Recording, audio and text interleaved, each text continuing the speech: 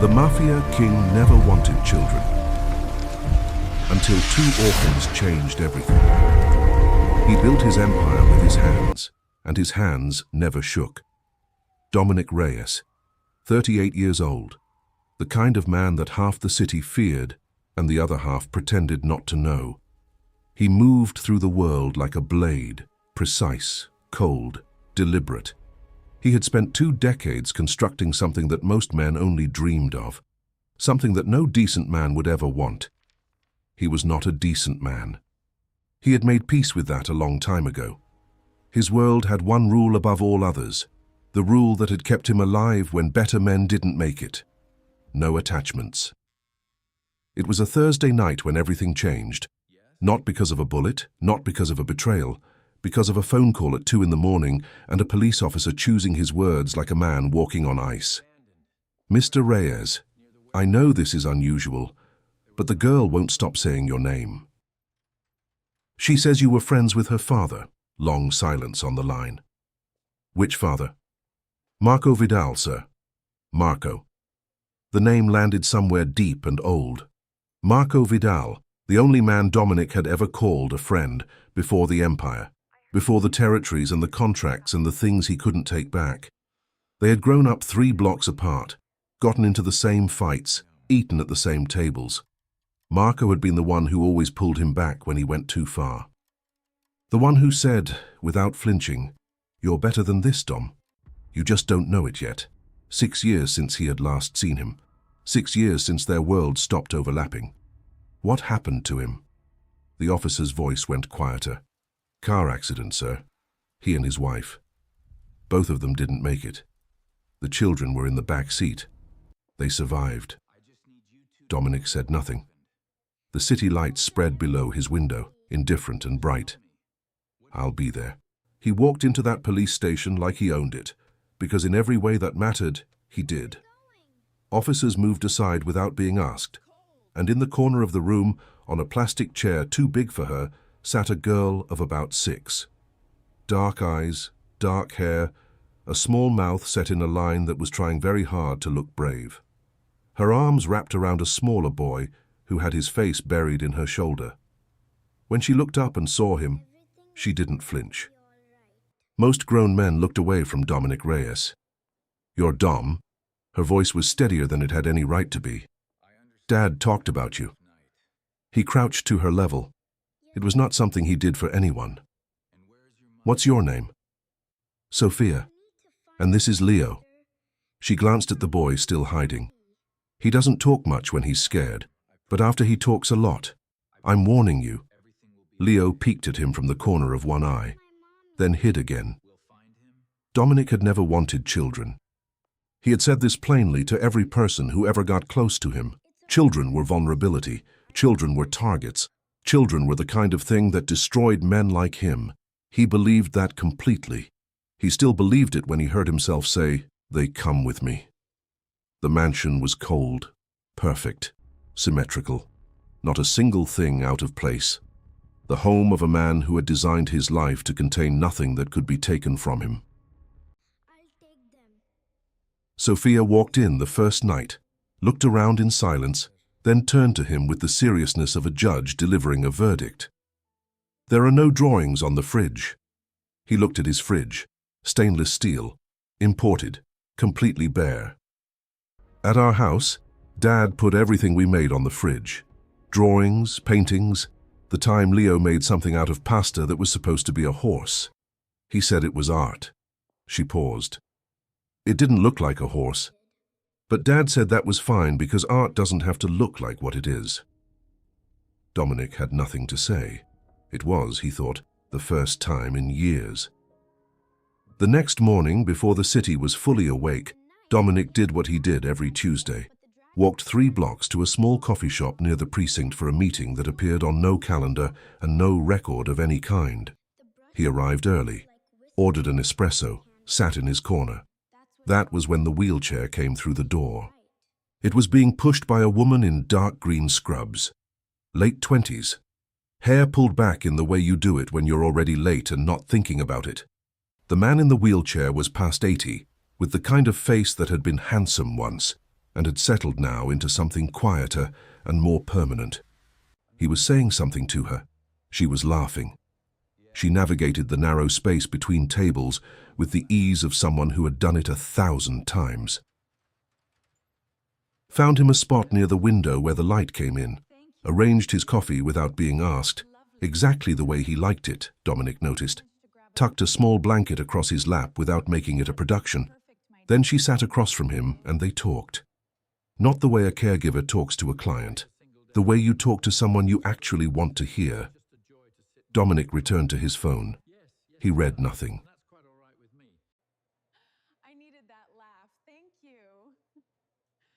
He was watching the way she leaned forward when the old man said something she found interesting.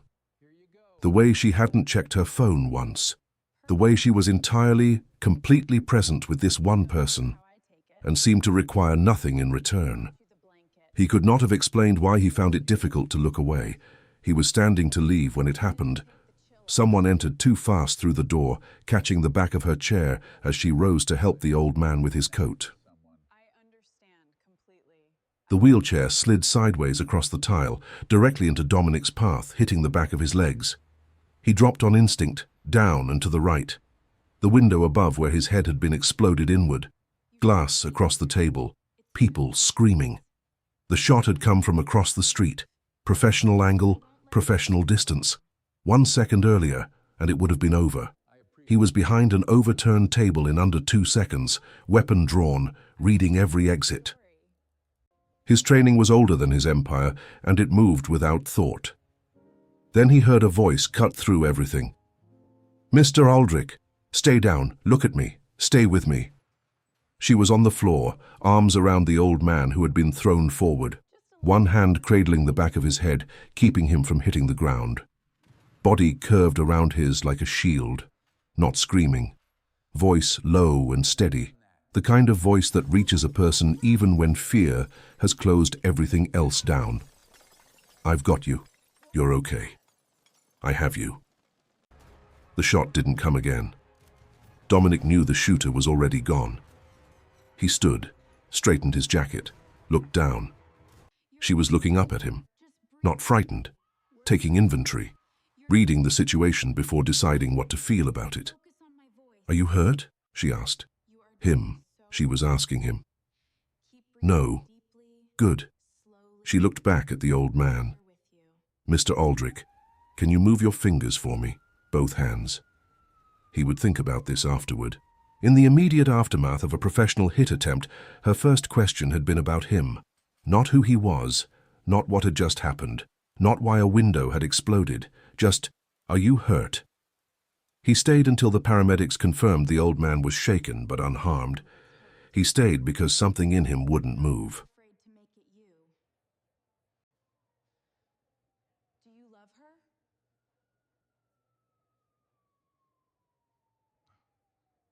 He stayed because when a responding officer used a tone 3 degrees too dismissive with her, something crossed her face that he recognized. The contained fury of someone who has learned patience with small disrespects while never actually accepting them. He intervened. 1 word. 1 look. The officer adjusted. She noticed. "You didn't have to do that." "I know." A pause. "I'm Nora," she said. "Dominic." She didn't react to the name. Either she didn't know it or she was very good at not showing things. He suspected the latter. "Your chair saved my life," he said. She blinked, processed. "I tripped on your foot." "I know." Something moved at the corner of her mouth, the beginning of a decision to smile. "Well," she said, "you're welcome." He found out her full name was Nora Caldwell, 29 years old, licensed home health aide, 6 days a week with Mr. Harold Aldrich, mornings through early afternoon.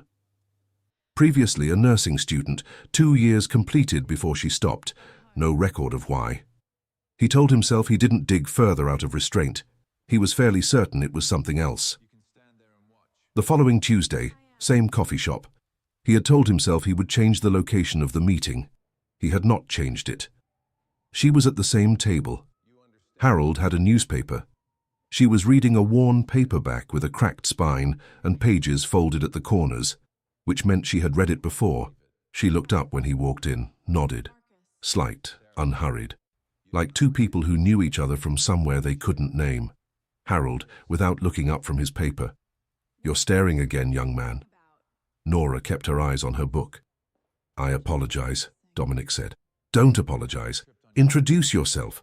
Staring without introducing yourself is rude. Staring after you've introduced yourself is just human nature."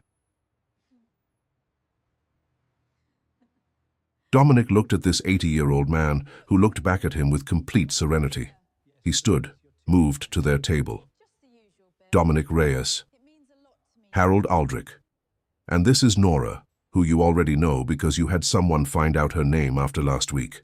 Don't pretend you didn't." A silence. Nora looked at Dominic. "He does that, reads people." 40 years in the law," Harold said pleasantly. "Sit down, Mr. Reyes. I'm curious about you." The Tuesday meetings became something with no name. Harold read his paper. Nora read her book.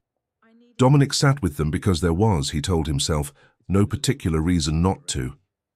He told her about the children on the 3rd week. 2 orphans, the children of an old friend, staying with him while the legal situation resolved. She didn't look surprised. She looked like someone adding information to something she was already considering. "How old?" 6 and 4. "Are they doing all right?" Not, "Are you managing?" Not, "Isn't that complicated?" "Are they doing all right?" "Better than I expected," he said. "Worse than they deserve." She nodded. Then, "What do they need most right now?" No one had asked him that. Lorenzo had asked about logistics, his lawyer about paperwork, his security chief about exposure. She asked what they needed. "Consistency," he said. "They need to know the ground isn't going to move again. Then give them that. Everything else can be figured out." She looked at him over the rim of her cup. "You already know this." "Yes." "You just needed someone to say it out loud." Harold turned a page. "She does that for me, too. Very annoying, very useful." She met the children on a Sunday in the park. Leo walked straight up to her, looked up with the seriousness he reserved for important assessments. "Dom says you're nice. Dom says you talk a lot." Leo considered this. "That's true. I have a lot of important things to say." She smiled. "The real kind, reaching everything. I'd like to hear them." Leo took her hand. The way small children take the hands of people they've already decided about. Sophia stood back, watched, then looked at Dominic sideways with an expression so exactly like his own that he almost laughed. "She's good," Sophia said quietly. "Yeah." Dad would have liked her. He watched Nora in the grass, already deep in conversation with Leo about something involving a great deal of hand gestures on his part. "I think so too," he said. Meanwhile, the children were dismantling his life from the inside. At 2 in the morning, when he should have been reviewing quarterly reports, he was reading about childhood grief instead. At 7, when he should have been running, he was watching Leo eat cereal with the focused determination of someone defusing a bomb, counting each spoonful quietly to himself. Lorenzo found him distracted in the most important meeting of the month, looking at his phone. Sophia had accidentally sent him a photo, completely out of focus, just the blur of a shoe. She had attached a voice message. "Dom, Leo says your shoe looks like a boat. I took a picture. You're welcome." "Dom." Lorenzo leaned forward. "The Nakashima family is waiting." Dominic put the phone down. "Where are the children right now?" A silence containing several unspoken things. "In the library. The nanny..." "Meeting's over. Handle the rest." He was already standing. Lorenzo looked at the men around the table. Men who had worked with Dominic Reyes for years, who had seen him sit through gunfire without changing expression. No one had words for what had just happened. He was not careful enough about what he revealed around her. Or maybe he had never been careful at all. Maybe from the beginning, some part of him had decided she was a place where the armor didn't apply, and the rest of him was still catching up. She was perceptive the way quiet people are perceptive. She didn't announce what she noticed. She filed it. The way he moved through rooms, always aware of every exit. The way certain phone calls made the temperature around him drop 10 degrees. Lorenzo appearing at the edge of things like a shadow with a schedule. The way he never, not once, explained what he actually did. She didn't push. She waited.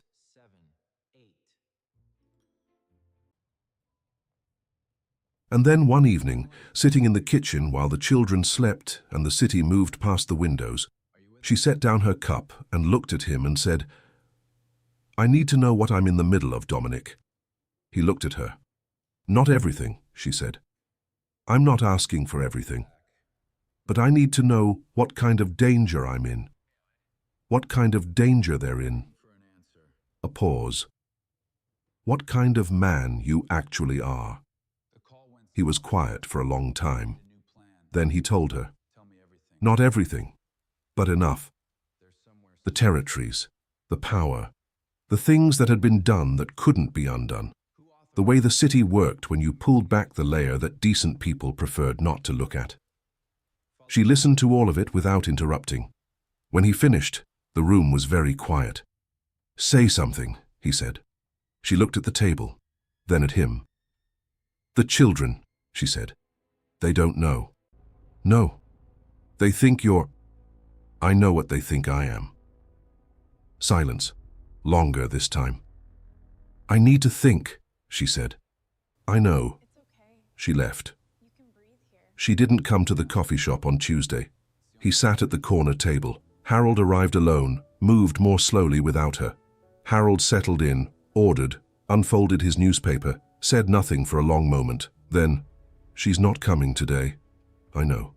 She told me what you told her." Dominic said nothing. "She's not afraid of you," Harold said. "That's not what this is." "Then what is it?" Harold looked up for the first time. His eyes were old and precise, the eyes of a man who had spent 40 years reading people in rooms where everyone was lying. "She's afraid of what she feels for you, because she knows what that would cost her, what it would cost the children." A pause. "She's trying to figure out if love is supposed to feel this much like a risk." Dominic sat with that. "Is it?" he asked. "The best ones always do," Harold said. "In my experience." The threat arrived the same week, a photograph. Dominic at the school gate. Sophia beside him, hand in his. Taken from a distance, from patience, from someone who had been watching long enough to learn the schedule. Attached, a name. Vincent Caro, an old rival who had been waiting years for exactly this kind of opening. Dominic had always been untouchable because he had nothing to lose. Now Vincent knew otherwise. Lorenzo within 8 minutes. Lock everything down, the school, the house, the route. Find Caro's people. Tonight, he wanted to call her. Picked up the phone and put it down 3 times before accepting that she had asked for space and he was going to give it to her. Even now, even with his hands unsteady and the threat sitting in his chest like a stone. He went to the children instead, found them in the library, Sophia making Leo a paper crown with architectural ambition. Leo wearing 3 failed attempts stacked on his head, thoroughly satisfied with this outcome. They looked up when he came in. He sat on the floor, not something he did for anyone. Leo climbed onto his back immediately, claiming territory. Sophia looked at him with those 2 old eyes. "You have the face." "What face?" "The face where you think you're not showing a face." Gently. "Dad had it too." "Someone is going to try to scare us," he said. He would not lie to them. "But I'm not going to let anything happen to you." Sophia considered this. "Like a protector." "Yes." She nodded, returned to the crown. Then, without looking up, "You should tell Nora, she'd want to know. She needs space right now." Sophia's hands stilled on the paper. "Dom." She looked at him. "Sometimes people need space because they're scared. That's different from wanting to be alone." He looked at this 6-year-old girl, his best friend's daughter, his best friend, looking out at him through her eyes. He did not call Nora that night, but he thought about what Sophia said until the sun came up. The days without Nora had a particular quality to them, not just for him. Leo asked about her on the second day, casually, working it into conversation about something else, like he was hoping not to draw attention to how much the answer mattered. Is Nora coming Sunday? Not this week. Oh. He went back to his blocks. Then, did she stop liking us? The question landed like something physical. No, Dominic said. She didn't stop liking you. She has things she's thinking about. What things? Grown-up things. Leo stacked one more block, then pushed the whole tower over. Grown-up things are stupid, he said. Dominic had nothing to say to that. He sat on the floor beside the fallen blocks, something he had started doing without noticing, getting down to Leo's level, occupying the same floor, the same small square of world. Leo was quiet for a moment. Then, without looking up, in the voice he used when he was working something out, Dom, did Nora leave because Mum and Dad left too? The room went very still. What do you mean, bud? Like... Leo picked up one block, put it back down. Like maybe she saw that people leave from us, and she didn't want to be next. Dominic looked at this 4-year-old boy. At the logic he had assembled quietly in his small chest, alone, while the grown-ups were busy with their grown-up things. The conclusion he had reached. The way he was holding it, not crying, not asking to be comforted. Just presenting it, the way you present a fact you have already accepted. No, Dominic said. His voice came out rougher than he intended. That's not what happened. Nora didn't leave because of you. She didn't leave because of anything you did. But everyone leaves eventually, right? Leo said it simply. Not with self-pity. With the flat certainty of a child who has learned one enormous thing and is now applying it everywhere, the way children do when a lesson burns itself in deep. That's just what happens. Dominic said nothing for a moment. The silence sat between them, heavy and particular. Then he picked up one of the blocks, set it back in place. No, he said. Not everyone. Leo looked at him. I'm not leaving, Dominic said. You understand me? I'm not going anywhere.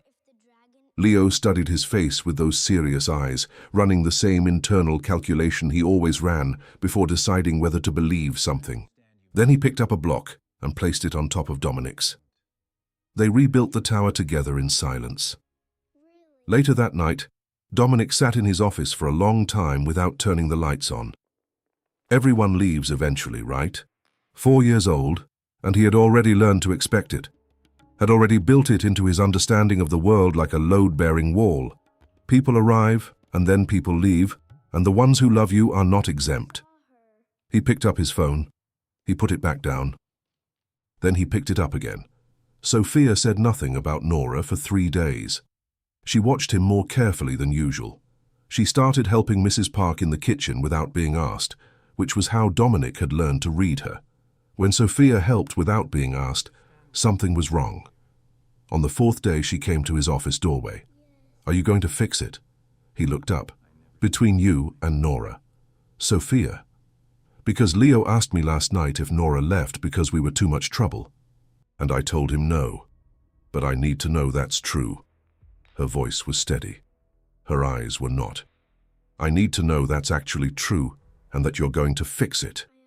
This girl, who had been holding her brother together since the night on the wet road, who had been brave past any reasonable expectation, standing in a doorway, asking him not to let another person disappear.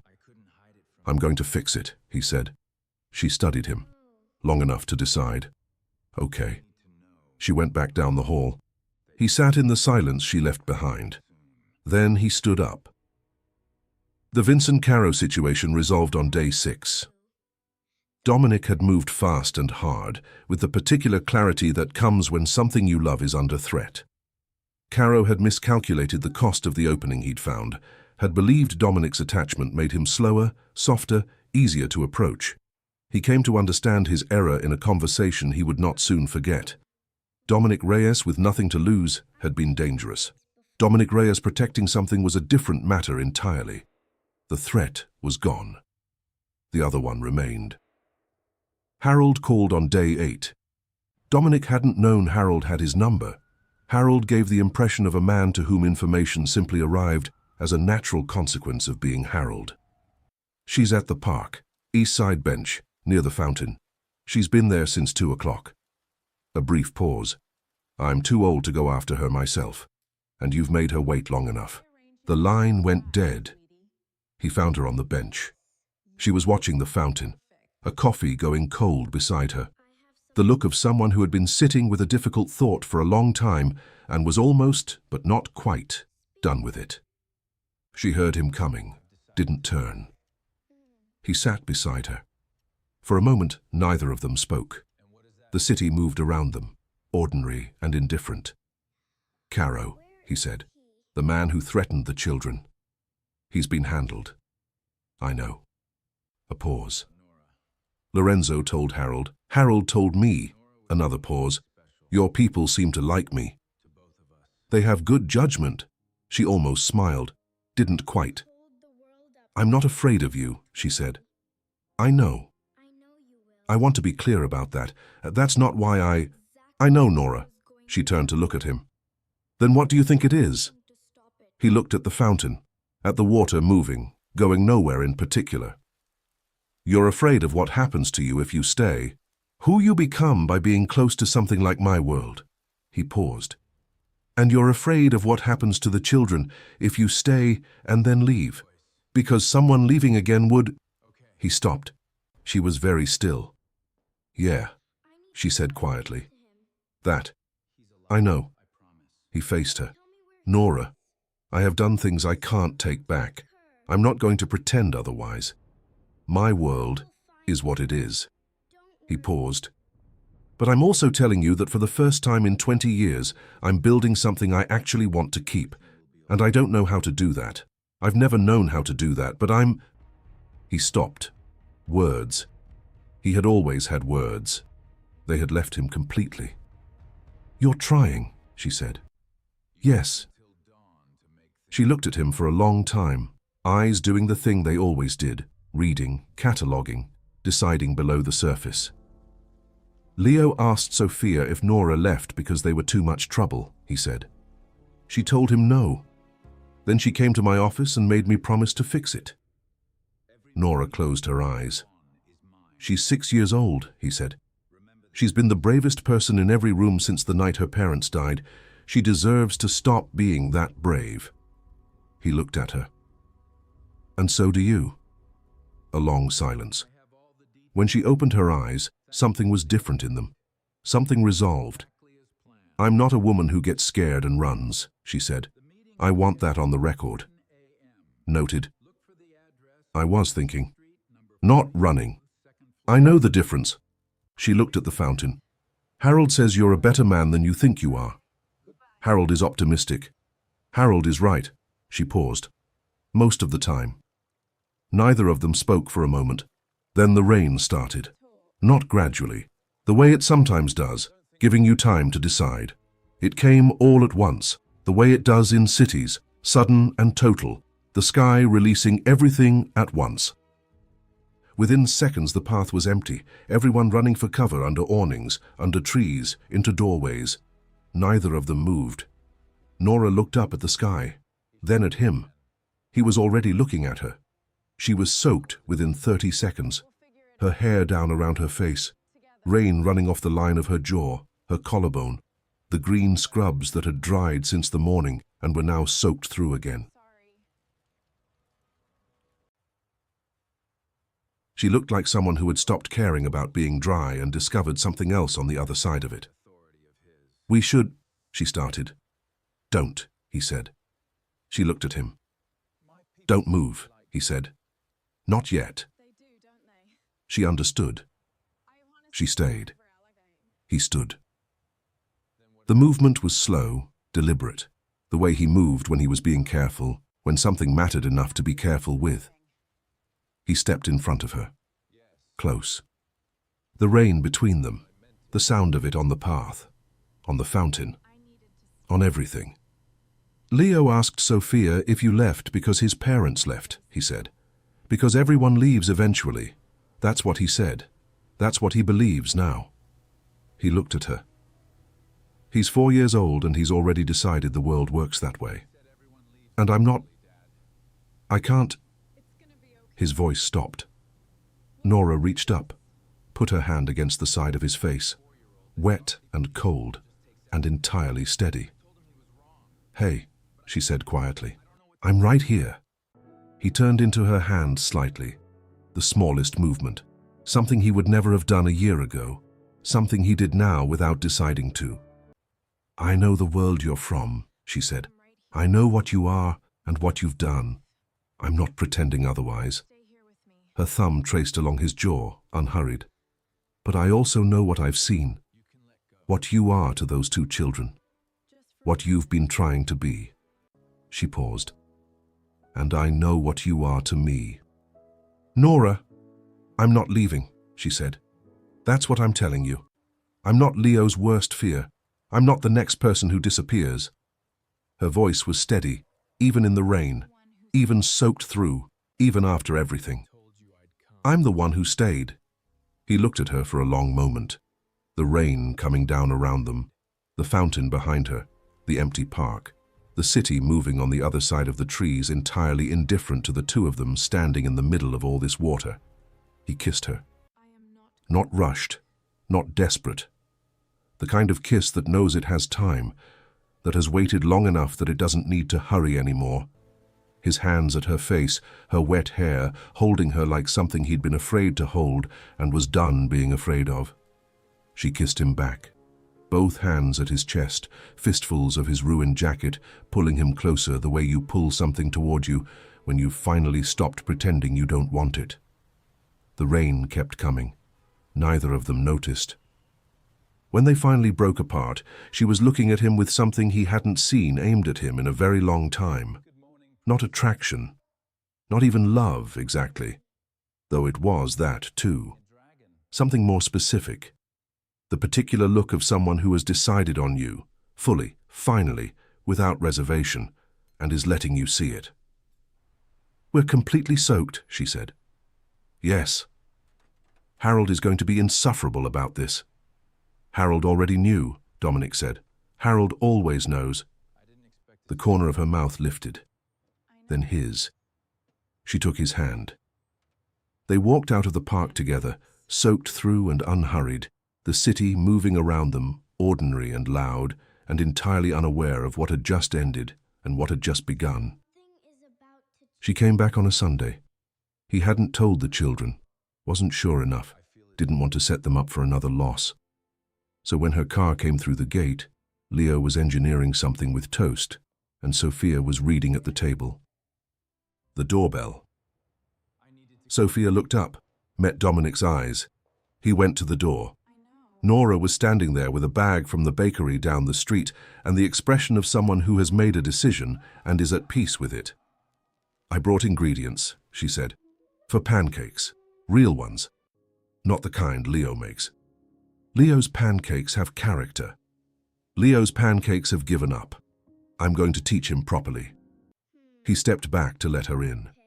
From the kitchen, a stool scraping back. Footsteps.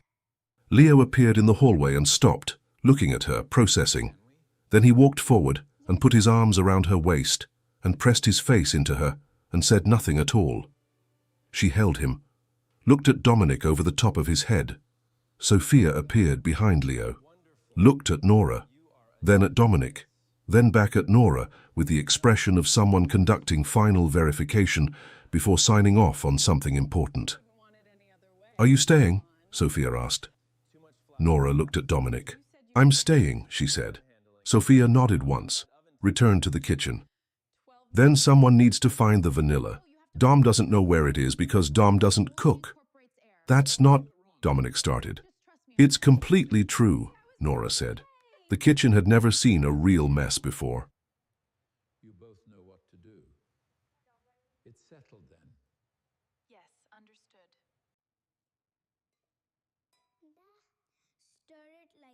Never heard four people disagree about whether you fold or stir pancake batter, a debate that lasted 11 minutes and ended with Harold's opinion, delivered by phone without being requested, accepted as final authority. Leo on a stool. Sophia calling out instructions no one asked for, that turned out to be mostly right. Nora at the pan. Dominic at the edge of it, in an apron he would never be photographed wearing. "You're stirring too slow," Sophia informed him. "I'm stirring exactly right." Nora stirs faster. Nora has been doing this longer. Nora, is he stirring too slow? Nora, without looking up from the pan, "I'm staying out of this one." Leo producing a pancake of genuinely unusual and unrepeatable shape. "Mine looks like a dog." "It looks like a dog that has had a very hard life," Sophia agreed. "I love him," said Leo. Nora laughed. Full and real, the kind that belonged to someone who wasn't careful about hiding things. Dominic looked at her, at the mess. At Leo's hard-life dog and Sophia's running commentary, and the particular quality of a Sunday morning that had, without any single moment he could point to, become the thing he protected most. The lawyer's office. Quiet and precise. "Mr. Reyes, the guardianship process, given the complexity of your situation and certain aspects of your profile. How long? A year, possibly more, with the proper approach. 6 months. A pause. Sir, that would require significant. I know what it requires." He signed the first document, looked at the pen in his hand for a moment. Hands that had signed contracts that moved fortunes, sealed fates, written the terms of other people's lives without once questioning their authority. His hand was shaking. He signed anyway. One morning, he walked into the kitchen and stopped. On the fridge, in the center, surrounded by pasta horses and purple skies and Leo's beloved hard-life dog, a drawing in crayon. 4 figures, one tall in a suit, one beside him with long hair, 2 small ones in front, all 4 holding hands, not in a circle but in a line, like people walking somewhere together. At the bottom, in Sophia's careful handwriting, "Our family." Dominic stood in front of it for a long time. Nora came up beside him. Neither of them said anything. Then Leo appeared in the doorway, pajamas crooked, hair having made its own decisions, looking up at both of them with those serious eyes. "Dom, are you going to stay with us forever?" Dominic looked at the drawing, at Nora beside him, at this boy who had once pressed his face into his sister's shoulder and now walked straight at the world, or at least straight at Dominic, which had come to feel like the same thing. Forever is a long time. Leo frowned. Sophia appeared in the doorway, arms already crossed, expression prepared for disappointment and ready to override it. The corner of Dominic's mouth moved. "But I can work with that." The Mafia king never wanted children. He never wanted a woman who would kneel in the grass to meet a small boy at his level, who made lemon cake when she had a feeling, who tripped over his foot in a coffee shop and, without knowing it, saved his life 3 times over. Once from a bullet, once from silence, once from the version of himself he had been building for 20 years. He never wanted a family. But 2 orphans decided he was the father they needed. An old man in a wheelchair decided the time for staring was over. And a woman in green scrubs looked at him, not at the empire, not at the power, not at the things he couldn't take back, and asked simply, "Are you hurt?" He had spent his whole life designing a world that contained nothing that could be taken from him. He had not understood until now that there was another word for that: empty.